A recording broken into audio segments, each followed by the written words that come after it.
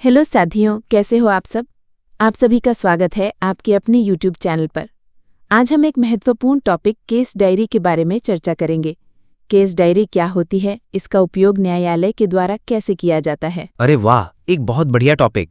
Case diary क्या होता है कि जब कोई घटना होती है तो पुलिस का काम होता है कि अभियुक्त यानी कि अपराधी को पकड़कर न्यायालय के सामने उसको उपस्थित करे।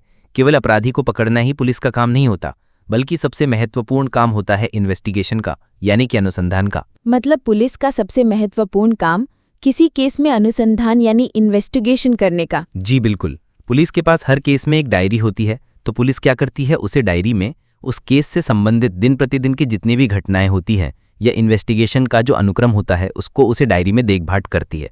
जैसे कि अभियुक्त यानी कि अपराधी के बयान, कोई भी गवाह के कथन, घटना से संबंधित अनुक्रम जैसे घटना कब हुई, क्या समय था, उसका मौका नक्शा बनाना, उन सभी को डायरी में लिखना होता है। इसे ही केस डायरी कहते हैं। मतलब किसी केस में पुलिस के द्वारा जो भी इन्वेस्टिगेशन होता है उन सभी को उस केस से रिलेटेड डायरी में लिखना ही केस डायरी कहलाता है। जी बिल्कुल।